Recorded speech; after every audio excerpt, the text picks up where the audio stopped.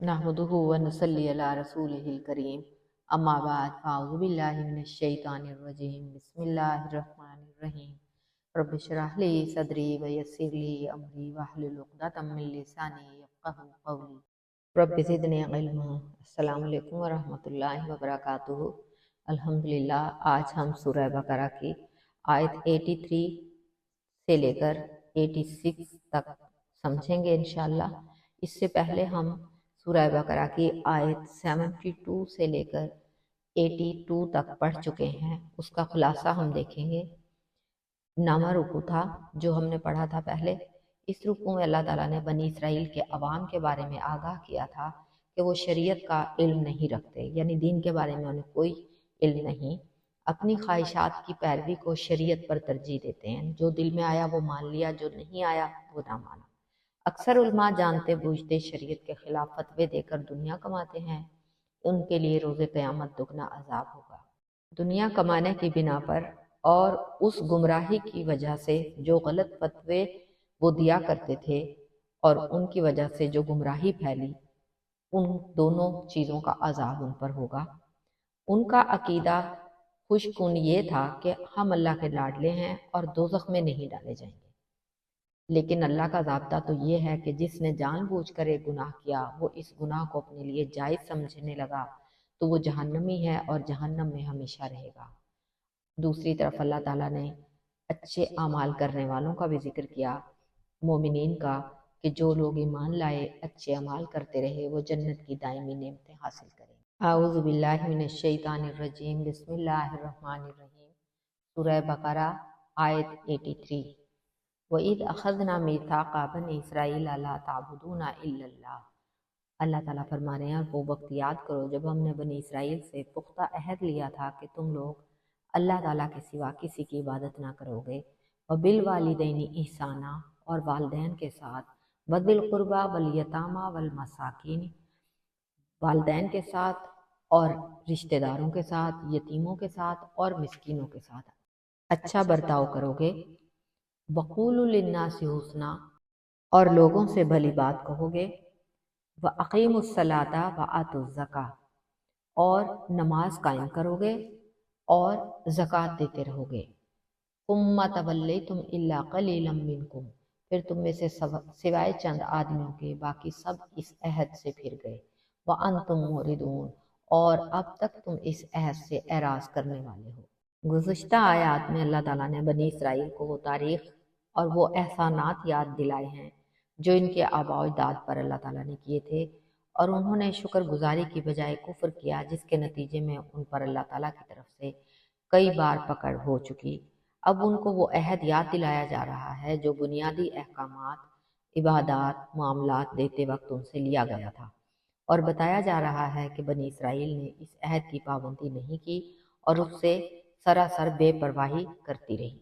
सैयदना अब्दुल्ला बिन मसूद रज़ियल्लाहु ताला अन्हु बयान करते हैं कि मैंने रसूल अल्लाह सल्लल्लाहु अलैहि वसल्लम से सवाल किया, ए अल्लाह के रसूल, कौन सा अमल सबसे अफजल है?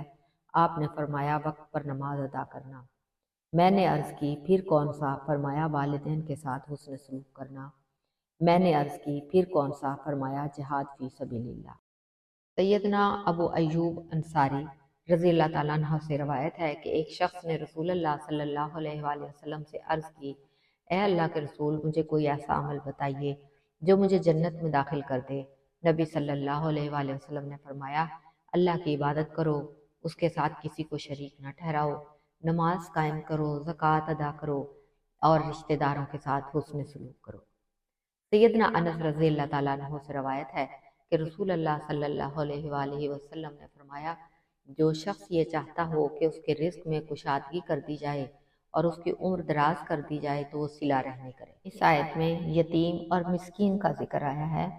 नबी सल्लल्लाहु अलैहि वसल्लम ने फरमाया, मैं और यतीम की कफालत करने वाला जन्नत में इस तरह करीब होंगे जिस तरह आपने शहादत की और दरमियानी उंगलियों का इशारा करके बताया, जैसे ये दो उंगलियां करीब हैं।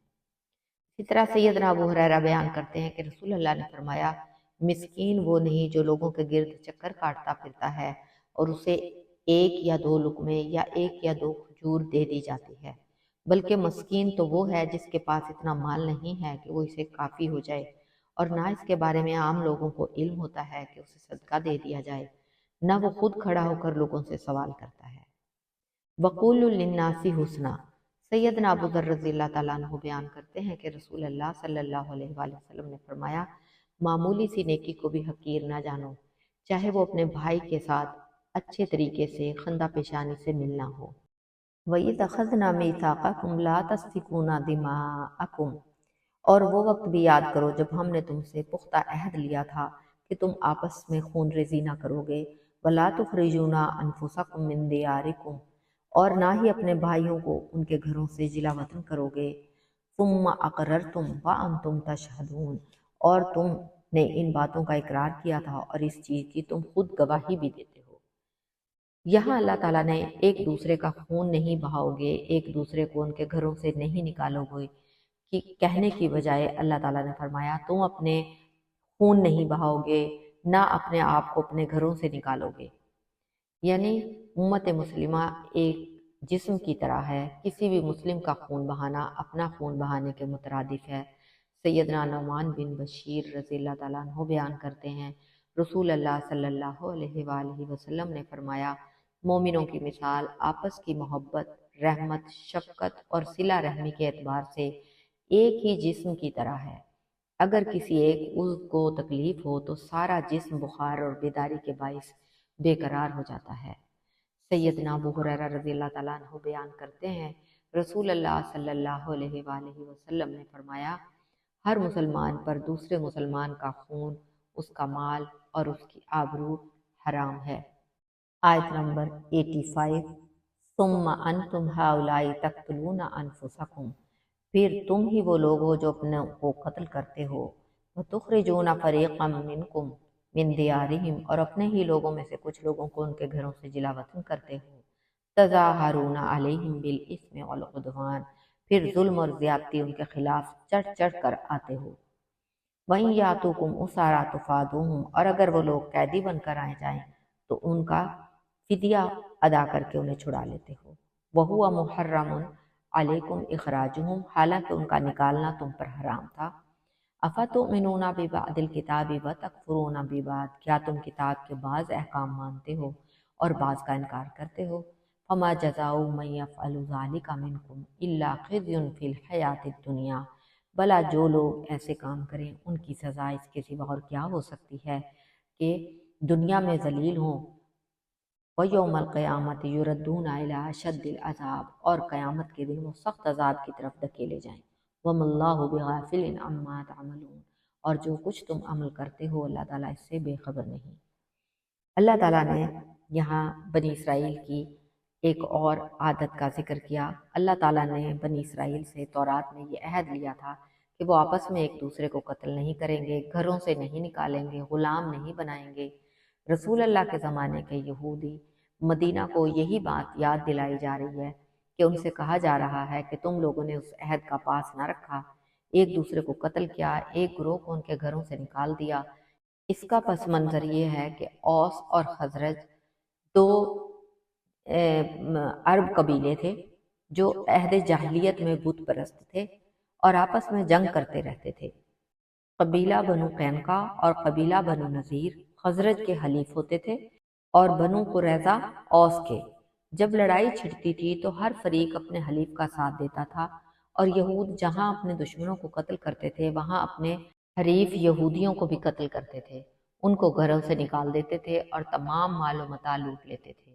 حالانکہ ایسا کرنا تورات میں ان پر حرام قرار دیا گیا تھا، اور جب جنگ ختم ہو جاتی تو تورات کے ایک حکم پر عمل کرتے ہوئے غالب فریق کے پاس سے یہودی قیدیوں کو چھڑا کر آزاد کر دیتے تھے۔ ان کے اسی عمل کی وجہ سے اللہ تعالیٰ نے ان کے اوپر دنیا میں ذلت و رسوائی مسلط کر دی اور اپنے رسول صلی اللہ علیہ وآلہ وسلم کو ان کے خلاف جہاد کا حکم دیا، جس کے نتیجے میں یہود قتل، قید و بند اور جلا وطنی کی مصیبتوں میں مبتلا ہوئے اور آخرت میں بھی شدید عذاب میں مبتلا کیے جائیں گے۔ اولئک الذین اشتروا الحیاۃ الدنیا بالآخرہ فلا یخفف عنہم العذاب ولا هم ینصرون، یہی لوگ ہیں جنہوں نے آخرت کے بدلے دنیا کی زندگی کو خریدا، لہٰذا ان سے نہ تو عذاب ہلکا کیا جائے گا اور نہ ہی انہیں کوئی مدد مل سکے گی۔ اللہم اجرنا من النار، یعنی یہود مسلمانوں سے جو کچھ بھی بد عہدیاں کرتے رہے سب چند روزہ دنیاوی مفادات کی خاطر کرتے رہے اور آخرت کے عذاب کا کچھ خیال نہ کیا۔ نیز اس آیت میں اللہ تعالیٰ ان لوگوں کا یہ عقیدہ غلط ثابت کر رہے ہیں کہ انہیں آخرت میں جہنم کا عذاب ہلکا ہوگا یا ہوگا ہی نہیں، کیونکہ یہ پیغمبروں کی اولاد اور اللہ تعالیٰ کے چہیتے ہیں۔ الحمدللہ ہماری سورہ بقرہ کی آیت 83 تا 86 مکمل ہوئی۔ سبحانک اللہم و بحمدک نشہد ان لا الہ الا انت نستغفرک و نتوب الیک۔ السلام علیکم ورحمۃ اللہ وبرکاتہ۔